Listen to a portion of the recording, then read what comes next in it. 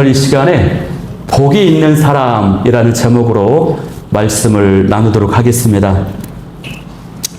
우리가 세상을 살다가 예배 드리러 오면은 마음이 조금 닫혀 있을 수 있고요. 이렇게 부들부들해져야 돼서 아이스 브레이크를 위해서 유머를 하나 또 하고 시작하도록 하겠습니다. 재미가 없더라도 앞에 인도자를 위해서 격려 차원에서 크게 한번 웃어주시면 좋습니다. 네. 효심이 지극한 며느리가 있었어요. 나이 많은 이 시어머니가 이 며느리의 효심에 감동이 되어서 교회를 나가기 시작했습니다. 그래서 드디어 세례를 받기 위해서 세례 문답을 이제 하게 되었습니다. 세례 문답이 있기 전에요, 이 며느리가 이 시어머님에게 이렇게 부탁을 했습니다. 어머니, 목사님께서 예수님은 왜 돌아가셨습니까? 라고 물으시면요, 꼭 내 죄 때문입니다 라고 답변하셔야 돼요. 알았죠? 그렇게 교육을 시켰어요. 드디어 세례 문답 시간이 됐습니다. 그래서 목사님께서 시어머님에게 물었습니다. 어머니, 예수님께서 왜 돌아가셨습니까? 그러자 이 시어머님이 이렇게 대답합니다. 아, 네. 우리 며느리하기 제약 때문이죠. 이렇게. 네. 네. 네, 저희는 이제 주일마다 신약 성경의 첫 권인 마태복음부터 시작해서 중요한 가르침이 있다고 생각되어지는 본문을 계속 나누면서 진행을 하고자 합니다. 성경은요, 원래 이제 굉장히 모든 말씀이 다 중요한 말씀이긴 해요. 그러나 그 중에도 더 깊고 더 큰 가르침과 가치가 있다고 판단되는 말씀을 주일 예배 때마다 신약 성경의 마태복음부터 시작해서 나누고자 하는 것입니다. 성경이 너무 방대하기 때문에 1189장이거든요. 그래서 이거를 한 장, 2분의 1장씩만 해도요, 우리 50년이 걸려요. 그래서 너무 분량이 많다 보니까 쭉 보면서 중요하다고 판단되는 내용들을 나누고자 하는 것입니다. 그래서 오늘은 마태복음 세 번째 시간, 그래서 그 유명한 팔복에 관한 말씀이에요. 자, 지난번에 우리가 이 마태복음 살펴보았지만 예수님께서는 임마누엘이라는 이름으로 이 세상에 오셨습니다. 그리고 이후에는 요단강에서 세례를 받으시면서 하늘에서 하나님께서 인정하시는 나의 사랑하는 아들이라고 하는 인정하시는 메시아 대관식을 치르셨어요. 이후에 40일 금식기도 하셨고, 이후에 강야에서 마귀의 시험을 받으셨습니다. 승리하셨습니다. 그리고 나서 이제 본격적인 공생의 사역을 시작하시는 거예요. 예수님은 공생의 사역을 하시면서 제자들을 선택하고 부르셨습니다. 하나님의 말씀을 선포하셨습니다. 천국 복음을 증거하셨습니다. 아픈 자들을 고치셨습니다. 그리고 귀신들도 쫓아냈어요. 여러분, 만약에 그럼 이렇게 하셨으면은 예수님의 인기가 굉장히 많았을까요? 많지 않았을까요? 인기가 굉장히 많았어요. 많은 사람들이 예수님을 따라다니고 추종하고 다녔어요. 그래서 오늘 이 본문 이전의 말씀 보면요, 마태복음 4장 25절 말씀을 보면은 갈릴리에서부터 시작해서 이스라엘 전역에 요단강 건너편까지 수많은 무리가 예수님을 따랐다라고 기록되어 있습니다. 그래서 오늘 본문에서는요, 그 유명한 산상수훈의 말씀이 시작이 되는 거거든요. 그러니까 지금 이 시기는 예수님의 사역의 절정기에 있어요. 많은 사람들이 예수님을 따라다니고 있을 때예요. 이때에 예수님께서 이 말씀을 주시는 겁니다. 그런데 예수님의 사역을 하실 때에는요, 예수님의 가르침과 말씀이 조금 단편적이었어요. 어떤 주어진 상황에서, 어떤 맥락에서, 누구를 고쳐야 되는 상황에서 그 관련된 말씀을 단편적으로 가르침을 주시거든요. 그런데 오늘 말씀에는 이제 수많은 사람들을 모아놓고, 그것도 며칠에 걸쳐서, 단시간이 아니에요. 며칠에 걸쳐서 우리가 며칠 동안 막 부흥 집회 하듯이 수많은 사람들을 모아놓고 집중적으로 가르침을 주시는 거예요. 많은 사람들이 가르침을 받고자 했고 마음이 지금 열려있는 상태입니다. 여러분이 만약에 예수님이라면 이 당시에 이 백성들에게 어떤 말씀을 주시겠습니까? 예수님이 이제 작정을 하고 집중해서 말씀을 주시려고 해요. 중요한 말씀들이 굉장히 많잖아요. 어떤 말씀이 중요하다고 판단돼서 어떤 말씀을 여러분은 하시겠습니까? 그런데 예수님께서는 이 설교의 주제를 뭐로 삼으셨냐면 하나님 나라의 천국 백성은 어떠한 가치관과 규범을 가지고 살아가야 되는가, 이거에 대해 가르침을 주셔요. 그러니까 예수님은 자신을 믿는 이 성도들이 천국 백성으로서 하나님의 자녀로서 어떤 정체성을 가지고 어떤 정신을 가지고 살아가야 하는지, 이것이 너무나도 중요하게 여기셨다라고 하는 것이에요. 여러분, 저와 여러분도 이 하나님의 자녀로서 내가 천국 백성으로서 이 정체성을 지니는 것이 중요하다고 생각을 하고 계시나요? 여러분은 하나님의 자녀로서의 영성과 가치관과 정신을 가지고 살아가고 계십니까? 제가 질문을 하나 해보겠습니다. 미국에 거주하는 이 한국 교민을 재미교포라고 말하거든요. 근데 재미교포가 3세쯤 되면은 미국의 문화에 익숙하고 미국의 언어를 써요. 그리고 미국의 역사와 미국의 교육과 미국의 가치관과 어떤 정서가 몸에 배어 있어요. 근데 이 재미교포는요, 머리카락은 검은색이에요. 피부는 황색이에요. 눈빛도 갈색이고 이 생명체가 한국인이거든요. 얼굴과 체형이 한국인의 모습이에요. 그러면 여러분, 이 사람은 미국 사람일까요? 한국 사람일까요? 나는 미국 사람 같다. 손 한번 들어보시겠습니까? 나는 한국 사람 같다. 예. 이 사람은요, 어떤 사람이냐면 미국 사람이에요. 왜냐? 사람의 정체성을 결정하는 것은요, 겉모습이 아니라 이 안에 무엇으로, 내면에 무엇으로 가득 차 있는가, 이것이 결정하는 것이기 때문에 그래. 당시에 많은 무리들이 예수님을 추종하면서 따라다녔어요. 그렇다고 해서 이 많은 무리들이 하나님 나라의 백성의 정체성을 지니며 살고 있는 것은 아니에요. 겉으로 드러나는 우리의 신앙생활, 예배생활, 기도생활만으로는 내 안에 하나님의 자녀다운, 내 안에 천국의 백성다운 모습을 내가 가졌다라고 말할 수가 없습니다. 부족해요. 우리 안에 그 뭔가가 채워져 있어야 되거든요. 천국 백성에게 요구되는 가치관, 정신, 영성, 정체성이 채워져야만 우리가 진정 하나님의 자녀다, 천국 백성이다라고 말할 수가 있는 것입니다. 그래서 그 정체성을 지니게 하는 첫 출발점이 팔복에 담겨 있어요. 팔복에 담긴 모습이 그 천국 백성으로서의 첫 출발점이 되는 것입니다. 그래서 예수님께서 이제 산상수훈이 5장부터 7장까지 방대한 분량이 있거든요.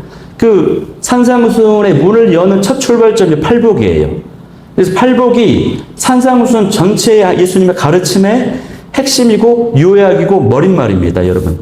그래서 오늘 이 말씀을 통해서 저와 여러분은 오늘 이 팔복의 진짜 의미가 무엇인지를 발견하고 하나님 나라의 백성다운 정체성과 가치관으로 무장되어서 이 땅에서의 삶을 살아내기로 결단하고 고백할 수 있는 은혜가 저와 여러분 가운데 가득 넘쳐날 수 있기를 소망합니다.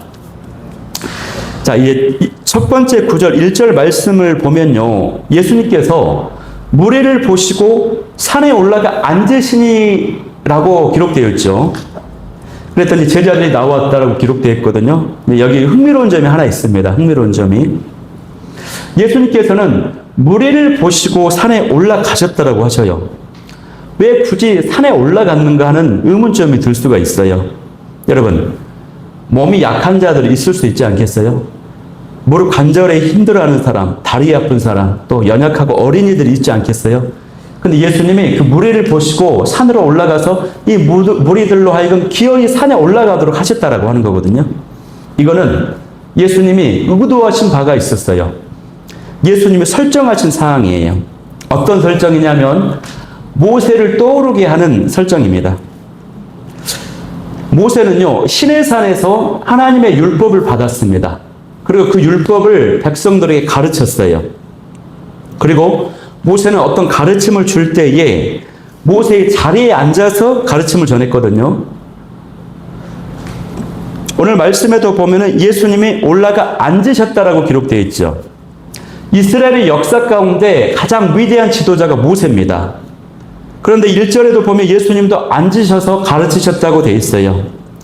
유대교 전통에서 보면요, 이 앉아서 스승이 자리에 앉았다라고 하는 것은 권위 있는 자가 중요한 가르침을 줄 때에 앉아서 가르쳤다라고 표현을 해요. 권위가 없는 사람은요, 서서 막 그냥 가르쳐요. 근데 앉아서 가르칠 수 있는 사람은 위대한 사람, 위대한 스승들을 가르칠 때 그렇게 표현을 하는 것입니다. 그리고 2절 말씀에서도 입을 열어 가르쳐 이르시되, 그냥 말씀하셨다 이게 아니라 입을 열어 가르쳐 이르시되, 이 표현도 유대의 전통에서는 엄청난 권위, 엄청난 위대함이 있을 때에 표현하는 말이에요. 어떤 위대한 사람이, 권위 있는 사람이 말을 할 때 입을 열어 이르시되, 입을 열어 가르쳤다, 이 표현이 그런 표현이에요.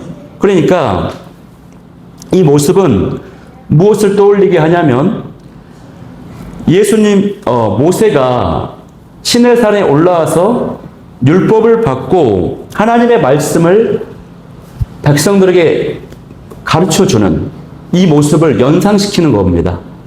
여러분, 모세는요, 시내산에서 율법 받아가지고 이스라엘 공동체가 처음 시작하는 그 시점에서 이스라엘 백성들이 어떻게 살아가야 되는지 그 가치관과 규범을 가르쳐줬어요. 삶의 기준을 제시해줬어요. 마찬가지로 예수님께서 이제 하나님 나라의 백성으로서의 삶의 최고 규범, 최고 기준을 지금 백성들에게 가르쳐주고 계시는 것입니다. 그만큼 이 산상수훈, 이 팔복의 말씀이 중요하다고 하는 것을 보여주는 것이에요, 여러분. 그러면 여러분, 이 말씀을 받는 무리들은 대부분 어떤 사람들이었을까요? 그들은 매우 가난한 사람들입니다. 헐벗고 굶주린 사람들이 많아요. 하루 한 끼 먹는 것도 쉽지 않아요. 로마 제국의 압제를 받고 있어요. 또 이 종교 지도자들이 얼마나 많은 율법과 어떤 가르침을 주었는지, 그로 인해서 이 정신과 영혼이 피폐해졌습니다. 정말 이 무거운 멍에를 지고 살게 만들었어요. 배는 고프고 정치적 자유는 없고 이 정신과 영혼은 피폐해져 있는 이런 사람들. 그래서 절대적으로 이 땅에서 소망이 없습니다. 행복이라는 게 없어요.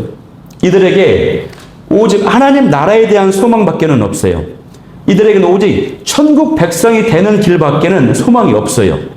그래서 이 많은 이들이 과연 천국 백성은 어떻게 되는 것이고 어떻게 살아가야 되는가 하는 어떤 의구심, 그 질문, 이 궁금증을 항상 가지고 살아가고 있는 것입니다. 그래서 예수님께서는 참된 이스라엘, 진정한 하나님 나라의 자녀는 이렇게 살아가는 것이고, 이렇게 살아간다면 하나님이 주시는 축복을 받아 누릴 수 있다, 그 복이 임한다라고 하는 것을 이제 말씀하시는 겁니다. 그러니까 여러분, 이 팔복의 말씀이 얼마나 이 문체가 아름답고 문학적입니까? 굉장히 서정적이고 아름다워요. 굉장히 지혜로운 말이거든요. 근데 이 팔복은 단순히 그렇게 이해할 수 있는 말씀이 아닌 거예요. 이 말씀은요, 생존을 위해서 하루하루를 힘겹게 살아가는 이들에게 주어지는 삶의 방향이고 실제적인 가르침이었던 것입니다, 여러분. 절박함 속에서 천국을 간절히 소망하는, 그리고 자신이 이 땅에서 천국을 누리며 천국 백성답게 살아가고자 하는 이 무리들에게 큰 희망의 말씀이고 생명의 말씀으로 다가왔던 것이에요, 여러분. 사랑하는 성도 여러분, 저 여러분은 이 땅에서 천국에서의 삶을 누리기를 원하고 계십니까? 갈망하고 계십니까? 내 삶이 하나님의 자녀다운 정체성을 가지고 살아가기를 진짜 원하시나요? 아멘이 작네요. 그렇다면 오늘 이 말씀을 통해서 정말로 이 팔복의 의미가 무엇인지를 깨닫고 결단하며 나아가서 하나님의 약속의 축복을 받아 누릴 수 있기를 소망합니다. 많은 분들이 이 팔복의 말씀을요, 자의적으로 막 해석해요. 이런 의미일 것이다. 그리고 문자적으로 막 해석해요. 그리고 사람들이 듣기 좋은 말로 해석해요. 근데 오늘 이 팔복의 의미가 정확하게 어떤 의미인지, 어떤 축복을 약속하셨는지를 좀 살펴보도록 하겠습니다. 자, 첫 번째 복인데요. 3절 말씀을 한번 합독해 보겠습니다. 3절 시작. 심령이 가난한 자는 복이 있나니 천국의 그들의 것이며. 첫 번째 복입니다. 이제 계속 이제 8개 복을 살펴야 됩니다. 여러분, 여기서 심령이 가난하다고 하는 것은요, 어떤 마음일까요? 그것은 어떤 마음이냐면, 하나님 없이는 절대로 안 된다라고 하는 마음이에요. 하나님, 나는 할 수 없습니다. 하나님이 도와주셔야만 합니다. 그래서 하나님을 철저히 의지하고 하나님의 도우심과 인도하심 구하는 이런 마음의 상태, 이런 마음을 지닌 자가 심령이 가난하다고 하는 것입니다. 그런 사람에게 하나님의 은혜를 주신다고 하는 거거든요. 하나님 없이는 나는 아무것도 할 수 없기 때문에 하나님의 은혜를 구하고 도우심을 구하고 가르치심을 전적으로 구하는 자에게 하나님의 천국을 주신다고 약속했어요. 이것은 이제 예수님께서 이런 의도도 있었어요. 이제 팔복에 관한 말씀, 또 산상순의 말씀을 계속 줄 건데 너희들이 이걸로 배우려고자 하는 마음, 하나님을 의지하고자 하는 마음, 이런 마음이 있어야 된다. 이런 것들을 또 염두에 두고 하시는 말씀인 거예요. 여러분, 우리가 이 세상을 살아갈 때에 이런 심령이 가난한 마음, 하나님의 은혜를 구하는 마음이 필요합니다. 우리의 삶은요, 많은 사람들이 스스로의 노력으로 살아요. 자력으로 살아요. 그리고 어떤 자격으로 살아요. 내가 어떤 타이틀, 직분, 자격으로 살아요. 그러나 그것이 아니라 자력이나 자격이 아닌 하나님이 주시는 은혜로 매일매일 살아가는 삶이 돼야 된다고 하는 사실이에요. 여러분, 우리가 잔고에 돈이 많아도 가난한 심령을 가질 수 있을까요? 제 모습을 보니까 쉽지 않더라고요. 누가 이렇게 후원을 또 해줘가지고 이렇게 후원을 딱 해주시면 마음이 넉넉해서 아이고 할렐루야 괜찮다. 하나님을 의지하는 마음이 약해지더라고요. 여러분, 승승장구해도 여러분이 심령이 가난할 수 있나요? 여러분, 과연 어떤 마음인지 어떤 상태인지 점검해 볼 수 있기를 소망합니다. 그래서 예수님께서는 심령의 가난함을 지닌 사람은 놀랍게도 하나님의 나라를 소유한다 이렇게 말씀하고 있습니다. 그래서 여러분들이 이 천국의 복을 입성하려면, 복을 받기 위해서는요, 진짜로 하나님, 나는 할 수 없습니다. 하나님, 나는 정말 아무것도 못합니다. 주님 듣겠습니다. 주님 순종하겠습니다. 주님 배우겠습니다. 그러니 말씀해 주세요. 이런 마음으로 시작해야 돼요. 여기서부터 팔복의 축복이 시작된다고 하는 것이에요. 이 은혜가 저와 여러분 가운데 있기를 간절히 소망합니다. 두 번째 복은요, 이제 4절 말씀인데요. 애통하는 자 복이 있나인데 4절도 한번 읽어보겠습니다. 봉독을 하시면서 성경은요, 경전이거든요. 말씀을 읽으면 우리 영혼에 굉장한 유익이 있습니다. 자, 우리 마음을 새기면서 4절 한번 읽어봅니다. 두 번째 복입니다. 시작. 애통하는 자는 복이 있나니 그들이 위로를 받을 것이며. 여러분, 우리가 어떨 때 애통을 하죠? 어떨 때 아파하죠? 고난을 겪게 될 때입니다. 고난은요, 우리가 살아갈 때 이 고난을 피할 수가 없어요. 하나님, 우리가 고난을 당할 때에 애통을 하면 그 애통함도 축복으로 바꿔주셔요. 그런데 여기서 말하는 애통의 뜻은 정확히 말하면 그런 뜻이 아니에요. 아파하긴 하는데 이유가 달라요. 무엇 때문에 아파하는 것이냐면 제약 때문에 아파하는 거예요. 나의 제약 때문에, 다른 사람의 제약 때문에, 공동체의 제약과 이 나라와 민족, 이 세상에 넘쳐나는 제약 때문에 아파하는 그 애통을 말하는 것입니다. 그래서 이것을 보면서 슬퍼하고 회개하는 마음을 의미하는 것이에요. 자신을 돌아보면서 아파하고 또 제약 가운데 허우적거리는 공동체와 사람과 이 세상과 사회를 바라보면서 정말 이대로 살아도 되는가? 정말 이러면 안 되는데 깊은 아픔과 한탄, 그런 마음을 가지는 사람, 이런 마음을 가진 사람이야말로 예수님의 복이 있다라고 말씀하세요. 그리고 그 복은요, 하나님의 위로를 받는다라고 말씀하세요. 여러분, 여기서 말하는 위로는 어떤 위로인지 아세요? 헬라어로 파라칼레오라고 그래요. 파라칼레오. 이 뜻이 뭐냐면 곁에서 부른다라고 하는 것이에요. 곁에서 부른다. 뭘 부릅니까? 이름을 부르는 거예요. 위로의 뜻은요, 예수님께서 우리 옆에서 나 이름을 불러주는 것이에요. 그게 위로예요. 그게 왜 위로냐? 그거는 예수님이 함께 하신다라고 하는 거예요. 그것은 예수님이 나의 이름을 안다라고 하는 것은 이름은 나의 정체성과 나의 인생의 모든 것을 말하는 거거든요. 나의 아픔, 나의 모든 것을 다 알고 계신다. 함께 하신다. 이런 뜻이 담겨 있어요. 성령께서 우리와 함께 하시고 우리를 위로해 주시고 성령께서 우리를 위해서 대신 중보해 주고 계세요, 여러분. 그래서 성령님은 위로자시거든요. 그런데 이런 위로, 사람의 위로는 한계가 있습니다. 제한적입니다. 그러나 하나님께서 주시는 위로는 영원하고 참된 힘이 됩니다, 여러분. 이 위로가 있을 때요, 우리가 이 세상을 이길 수 있어요. 이 세상을 이길 수 있는 능력을 얻게 됩니다. 그러므로 우리 안에 애통함이 회복돼야 돼요. 여러분, 일주일 동안 혹은 한 달 동안 애통해 본 적 있나요? 정말로 죄 때문에. 만약에 여러분이 애통함이 일주일이 지나고 한 달이 지나고 6개월이 지나도 한 번도 애통해 보지 않았다면 안타까운 겁니다, 여러분. 여러분이 마음이 묻어진 거예요. 묻어져 있는 거예요. 그럴 때 어떻게 하면 좋냐면 조용히 골방에서 혼자만의 시간을 가져보세요. 그러면서 나의 내면을 들여다보면서 하나님 앞에서 나의 죄악들을, 나의 그런 연약함들을 고백하세요. 하나씩. 하나님, 그렇습니다. 인정하면서 내가 이 죄를 지었네요. 하나님, 이것도 내가 하지 못했네요.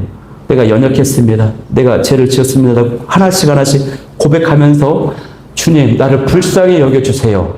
이렇게 기도하는 겁니다. 그러면요, 슬픔과 눈물이 나와요. 혹은 또 주변 사람의 연약함과 허물과 죄악을 바라보면서 그를 위해서 사랑하는 마음으로 기도해 보세요. 그러면 또 눈물이 납니다. 슬픔이 몰려옵니다. 그때 하나님께서 위로해 주시고 은혜를 주셔요, 여러분. 이 은혜가 저와 여러분 가운데 넘쳐날 수 있기를 소망합니다. 세 번째 복은요, 이제 5절에 나와 있는데, 우리 5절 말씀 또 한번 합독해 볼까요? 시작. 온유한 자는 복이 있나니 그들이 땅을 기업으로 받을 것이며. 아멘. 온유한 자가 복이 있다고 말씀합니다. 여러분, 이 온유한 자라고 하는 뜻에는 우리가 일반적으로 부드럽다, 따뜻하다 이런 뜻이 있잖아요. 근데 우리가 이 뜻을 오해하는 부분이 있어요. 뭐냐면 부드럽고 따뜻한 이유가 힘이 없어서, 연약해서 라고 생각을 하는 겁니다. 때로는 나약하고 무기력하기 때문에 온유하다라고 생각하는 거예요. 그런데 성경이 말하는 온유는 그게 아닙니다. 성경이 말하는 온유는요, 강력한 능력과 힘을 가지고 있어요. 그럼에도 불구하고 그 힘을 절제할 줄 아는 능력이에요. 내가 할 수 있어요. 능력이 있어요. 그럼에도 불구하고 부드러움과 따뜻함을 가지고 나아가는 것을 얘기해요. 많은 것을 가졌어도 충분히 할 수 있어도 가시하지 않고 자랑하지 않고 뽐내지 않는 그런 절제하는 것, 인내하는 것, 이런 것이 바로 온유라고 하는 것입니다. 그런데 그렇기 때문에 이 온유는 사실 그 무엇보다도 강력한 능력이고 강력하고 능력이 되는 것입니다, 여러분. 그런데 이 온유함이 어떻게 해서 할 수 있냐, 어떻게 나타날 수 있냐, 그것은 하나님을 철저히 신뢰할 때에만 나타날 수가 있는 거거든요. 하나님을 신뢰할 때만, 하나님을 바라볼 때만 그렇게 온유할 수가 있는 거예요. 그래서 이 온유는요, 하나님 안에서 갖게 되는 넓은 마음, 수용할 수 있는 마음, 인내할 수 있는 마음, 부드러운 마음, 의연하게 어떤 문제를 바라보고 결단하고 나아갈 수 있는 마음, 이런 마음입니다. 이런 온유한 자에게 땅을 기업으로 주시겠다 말씀하십니다. 저 여러분 땅을 기업으로 받는 자가 되길 바랍니다. 예, 땅에 대한 욕심이 많으시죠? 근데 여기서 하나님의 약속하신 땅을 차지한다, 이 뜻은 구약적 약속이 성취된다라고 하는 뜻입니다. 그래서 땅을 차지한다라고 하는 이 말은요, 단순히 땅을 소유한다, 재산이 늘어난다 이런 뜻이 아니고 우리의 삶이 터전히 흔들리지 않도록 하나님께서 굳게 붙잡아 주신다 이런 뜻이에요. 구약의 땅, 구약적 약속이 성취됐다라고 하는 것은요, 하나님께서 함께 하시고 은혜를 주신다는 표현으로서 구약적 가시적인 표현이 바로 땅을 주시는 거거든요. 또 고부가 되게 하는 것. 이게 구약적 개념에서의 축복이에요. 근데 그게 이제 신약적 개념에서는 예수님 안에 있는 영적인 풍성함으로 바뀝니다. 그래서 이 말씀은 단순히 내가 재산이 늘어난다 이런 개념이 아니라 하나님께서 함께 하셔서 내 삶을 책임져 주신다, 이런 뜻이에요. 우리 각자 인생들을 보면은 얼마나 바람잘 날이 없습니까? 문제의 연속이에요. 불교에는 이런 용어가 있어요. 인생은 고해와 같다. 불교 용어를 써서 미안하지만 불교에는 인생이 고해와 같다. 고통의 문제의 연속이라고 하는 것이. 문제의 연속. 우리 인생이 그런 인생들이에요, 여러분. 하나님께서 우리를 붙들어 주시면 어떠한 상황 속에서도 흔들리지 않을 수 있습니다. 견고한 삶을 살아갈 수가 있어요. 그래서 여러분은 나의 힘을 마음껏 가시하고 사용할 수 있을 때에도 절제하면서 인내할 수 있는 하나님의 방법으로 나아가는 여러분 되기를 바라요. 내가 억울한 일을 당했어요. 다시 이렇게 이 사람들을 대갚아 줄 수 있어요. 그럼에도 불구하고 그 문제를 하나님께 맡기고 사랑과 용서와 인내의 마음, 그런 마음을 가지고 그런 방법을 선택하시고 나아갈 수 있는, 그래서 온유한 자가 되셔서 하나님의 약속같이 이 땅을 기업으로 받는 은혜가 저 여러분 가운데 넘쳐날 수 있기를 간절히 소망합니다. 자, 네 번째 복입니다. 우리 6절 말씀 한번 읽어볼게요. 시작. 의에 줄이고 목마른 자는 복이 있나니 그들이 배부를 것이며. 아멘. 예. 여러분, 의에 줄이고 목이 마르십니까? 세상에는 굉장히 많은 자유를 외치고 평등을 외치고 정의를 외치고 막 그래요. 그게 의가 아닙니다. 여기서 말하는 하나님 말씀하는 의는요, 세상이 말하는 정의, 자유, 평등 이게 아니고 하나님의 뜻을 말하는 거예요. 하나님의 뜻과 계획을 말하는 거예요. 이게 의입니다. 의. 그래서 의에 줄이고 목마른 자는 하나님의 뜻과 계획이 이루어지기를 간절히 갈망하는 사람, 이 사람을 의미하는 것이에요.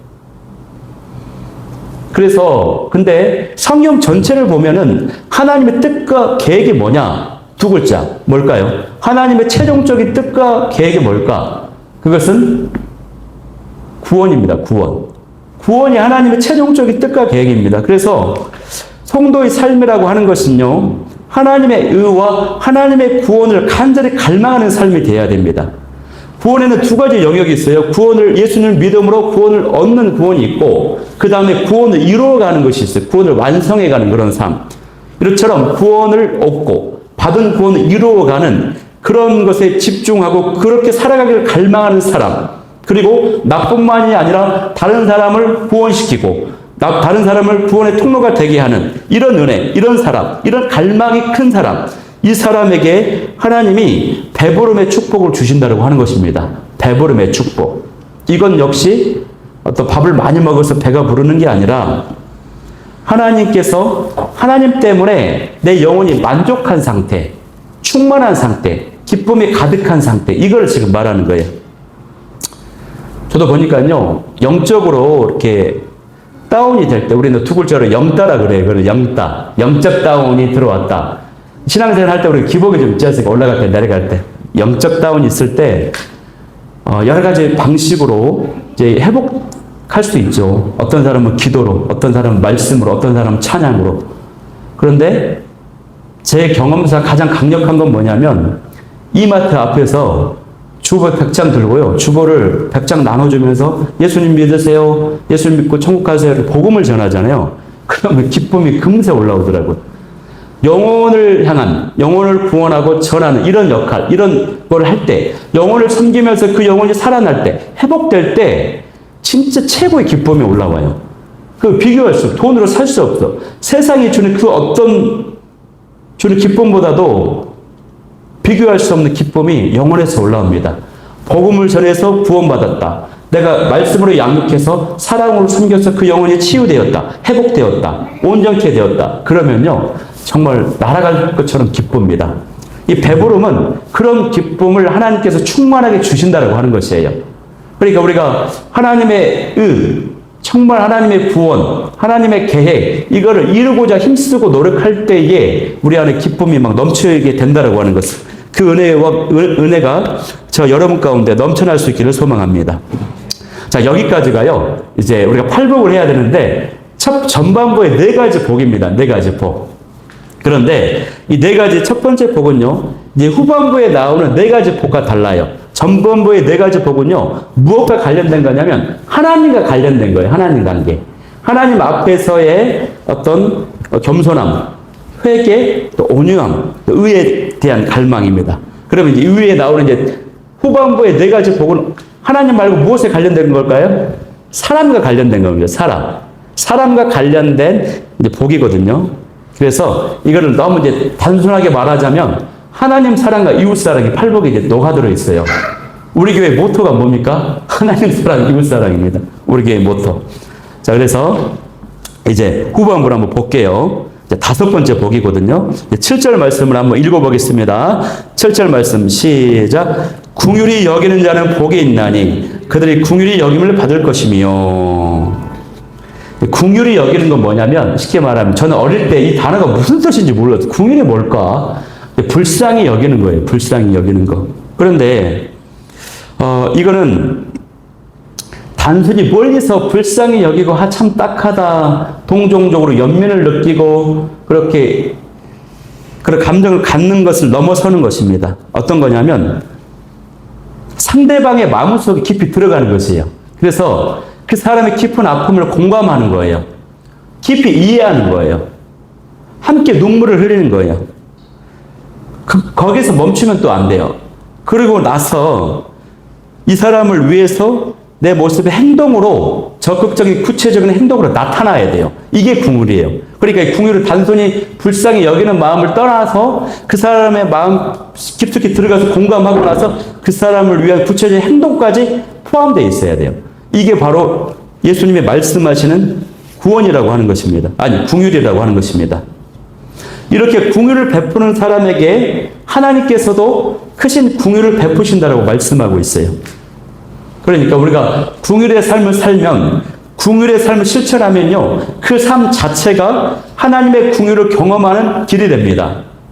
여러분, 하나님께서 나를 불쌍히 여겨주시길 바라십니까? 그러면 여러분이 먼저 주변 사람들을 불쌍히 여기는, 그리고 진정한 긍휼의 행동이 있기를 소망합니다.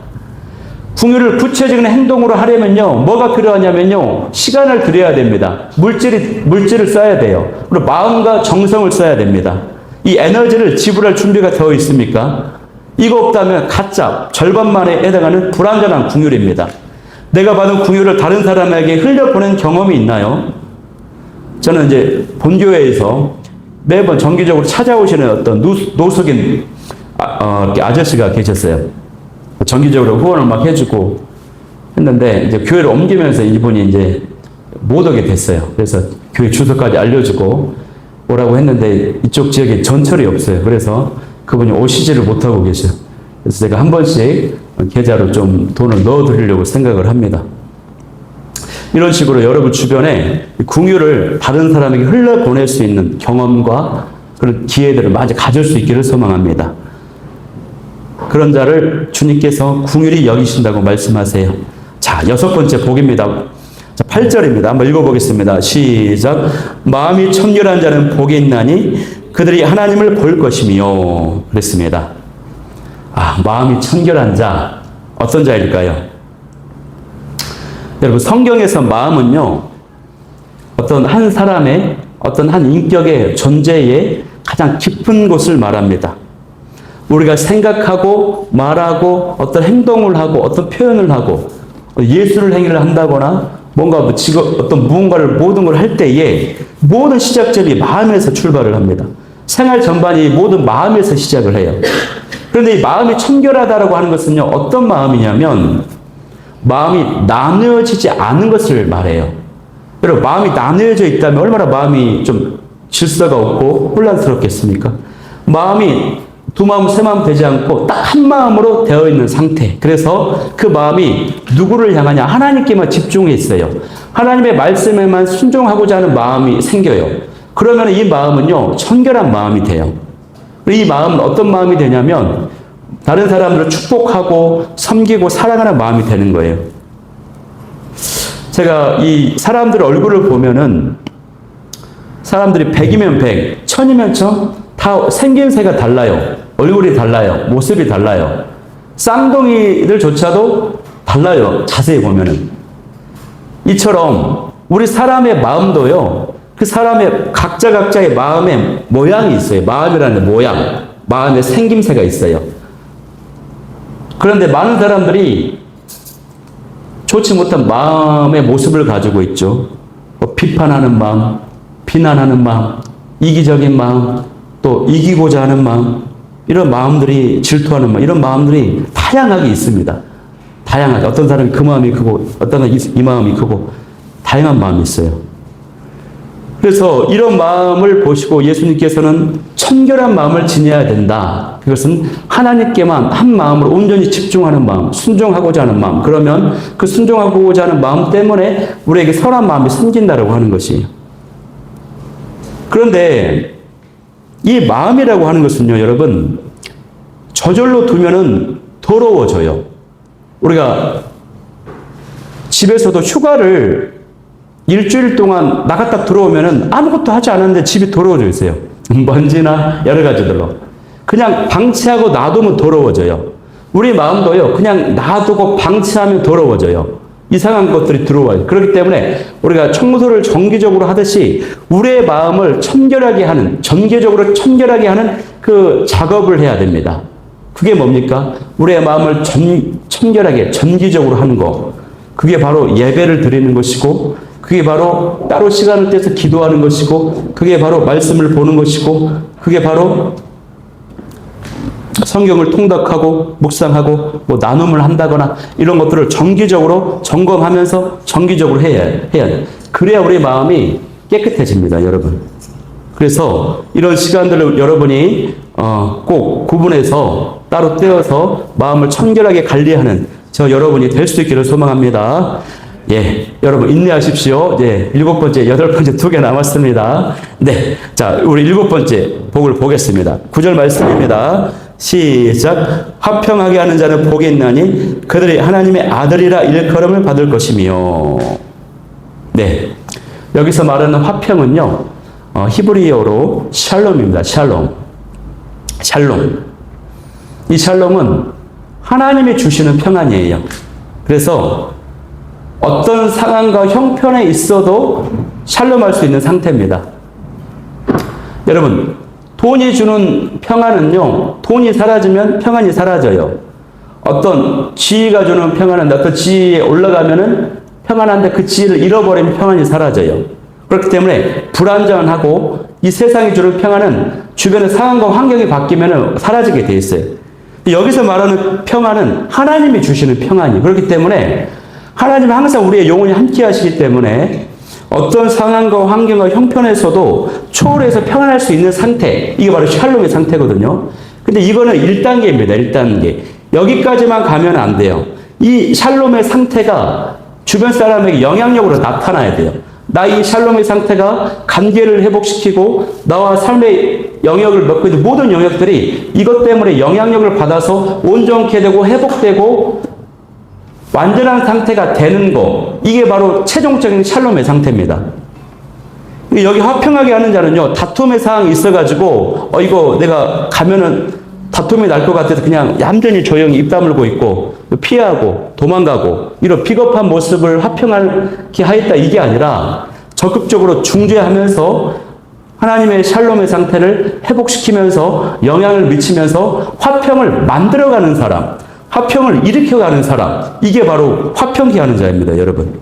그 사람은 어떻게 된다고요? 하나님의 아들이라 일컬음을 받게 될 것이다 라고 말씀하고 있습니다. 하나님의 아들은 누구냐면요, 하나님의 일을 하는 사람이에요. 하나님께 속한 사람이 되어서 하나님의 일을 하는 사람이 여기서 말하는 하나님의 아들이라, 이런 뜻입니다. 마귀의 자녀는요, 마귀의 일을 해요. 하나님의 자녀는요, 하나님의 일을 해요. 우리 집의 아들은 우리 집의 일을 해요. 마찬가지죠. 그래서 여러분이 하나님의 일, 화평을 만들어내는 사람이 되길 소망합니다. 저와 여러분은 화평을 만드는 진정한 샬롬의 주인공이 되어가지고 하나님의 아들이라 일컬음을 받는 축복이 있길 소망합니다. 할렐루야. 드디어 마지막 8번째 축복입니다. 할렐루야죠. 아멘. 네, 10절 마지막 8번째 축복 한번 읽겠습니다. 시작. 의를 위하여 박해를 받은 자는 복이 있나니 천국이 그들의 것입니다. 아멘. 예, 앞서 말했듯이 은은 구원이고 하나님의 뜻과 계획을 말합니다. 근데 우리가 살펴볼 것은 박해입니다. 박해가 어떤 뜻인지. 이 박해는요, 자신의 잘못, 죄악 때문에 받는 심판, 징계, 벌을 말하는 것이 아니에요. 여기서 말하는 박해는 무엇을 말하냐면 예수님 때문에, 복음 때문에 당하는 환난을 말해요. 그래서 여러분, 박해를 당하고 계십니까? 예수님 때문에, 복음 때문에, 또 어떤 직장에서 내가 성도라고 하는, 예수님을 믿는다고 하는 이유만으로 차별을 받고 부당한 대우를 받는다. 이게 박해입니다. 그런데 예수님의 복음이 쓰여질 당시, 또 초대교회 당시에 말하는 박해는요, 감옥에 가둬요. 복음을 전하면. 예수님 믿으면 핍박을 받아요. 생명의 위협을 당해요. 매를 맞아요. 이거 박해입니다. 그런데 오늘날에는 그런 박해가 우리에게 없잖아요. 우리는 어떤 박해를 지금 당하고 있을까요? 오늘날 우리 성도, 현대인들이 살아가는 성도들이 당하는 박해는 뭐냐면 하나님과 반대되는 세상의 문화와 유혹으로부터 자신을 지키는 겁니다. 그런 끊임없는 치명적인 유혹과 치명적인 그런 문화의 어떤 흐름, 그거를 막아내는 거예요. 이거를 막아내기 위해서 애쓰는 거, 이게 박해를 당하는 거거든요. 이게 이겨내는 거거든요.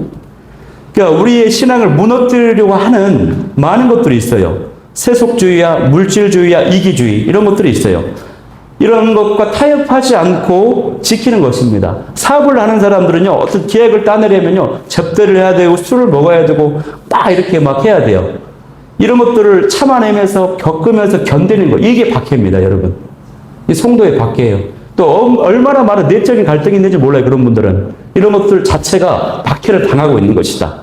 이런 박해를 받는 자에게 하나님께서, 주님께서 천국이 그들의 것임이라고 말씀하고 있어요. 천국의 그들의 것임이라. 첫 번째 복에도 심령이 가난한 자는 천국의 그들의 것입니다. 마지막 8번째 복에도 마지막에 천국의 그들의 것입니다. 첫 번째 구절하고 마지막 구절을 이거를 이제 우리가 문학적 기법으로 인클루지오라고 그래요. 인클루지오. 처음과 마지막을 어떤 내용을 감싸는 구조를 인클루지오라고 그러는데, 이건 뭐냐면 처음과 마지막을 강조하는 것이, 그리고 이 중간의 축복과 중간의 내용들이 그 안에 중복이 된다라고 하는, 그 안에 들어있다라고 하는 이런 뜻입니다. 그래서 예수님의 핵심은 뭐냐면 결국에 천국의 그들의 것입니다. 이겁니다. 이렇게 팔복의 정신과 미덕을 가지고 살아갈 때 천국 백성이 된다. 이걸 가르쳐주고 있는 거예요, 여러분.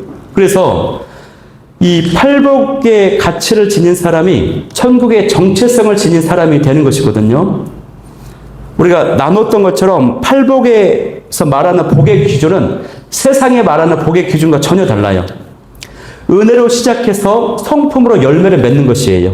그리고 현재적인 복과 미래적인 복이 함께 동시에 있는 것입니다. 어떤 학자는요, 이 팔복에 대해서 뭐라고 표현했냐면 이것은 천국에 이르는 8가지 계단이다, 이렇게 얘기를 했어요. 천국에 이르는 8개의 계단. 이 계단을 밟고 올라갔을 때에 우리가 현재 이 땅에서도 천국의 삶을 누리게 되는 것이고, 장차 미래에 완성될 하나님의 나라, 천국에도 이룰 수가 있다고 하는 것이거든요. 그래서 예수님이 이 팔복의 축복을 말씀하시면서 12절에 뭐라고 말합니까? 기뻐하고 즐거워하라. 우리 12절 함께 읽어보겠습니다. 시작. 기뻐하고 즐거워하라. 하늘에서 너희의 상이 큼이라. 너희 전에 있던 선지자들도 이같이 박해하였느니라. 기뻐하고 즐거워하래요. 헐벗고 굶주린 그 무리들, 하루 한 끼 먹을 것이 없어서 배고프고 정치적 자유가 없어서 고통 가운데 있는 신음하는 그 모든 무리들을 향해서 기뻐하고 즐거워하래요. 이미 이렇게 살면은 이 땅에서 천국의 삶을 살게 된다라고 말씀하세요. 그리고 완성된 천국에 들어갈 수 있다라고 말씀하세요. 그러니 기뻐하고 즐거워하라. 이 역설적 표현을 예수님이 이 백성들에게 주시는 것이에요. 이 은혜가, 이 정체성을 가지고 살아감으로 이 은혜가 저 여러분 가운데 있기를 소망합니다. 아멘? 네. 그래서 제가 이 팔복을 거꾸로 파라, 마지막 이것만 나누고 마치겠는데요. 제가 이 말씀을 거꾸로 엎어봤어요. 팔복을 거꾸로 하면 8가지 화, 파라로 만들어서 제가 이것을 읽어드리고 재미로 들어보세요. 읽어드리고 마치겠습니다. 첫 번째 화입니다.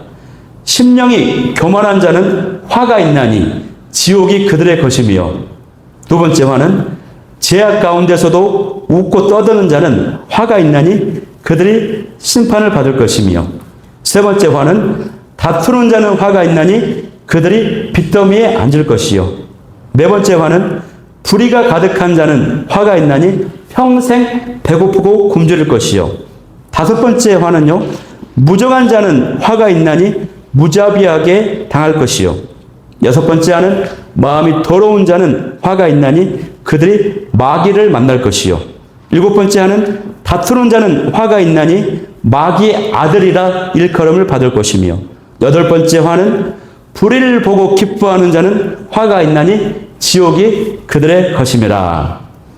재밌지 않습니까? 어제 저녁에 제가 한번 써봤습니다. 예, 기도 제목 세 가지 나누겠습니다. 첫 번째, 기도하기를 원하는 것은, 예, 기도 제목 좀 넘겨주세요. 첫 번째, 복이 있는 사람으로 살게 하여 주옵소서. 두 번째는 팔복에 담긴 천국 백성의 정체성을 가지고 살아가게 하여 주옵소서. 세 번째는 현재 주어진 천국의 삶을 누리게 하시고 장차 주어질 완성된 천국을 소망하게 하여 주옵소서. 이 기도 제목 가지고 우리 찬양하고 기도하고 나아가도록 하겠습니다.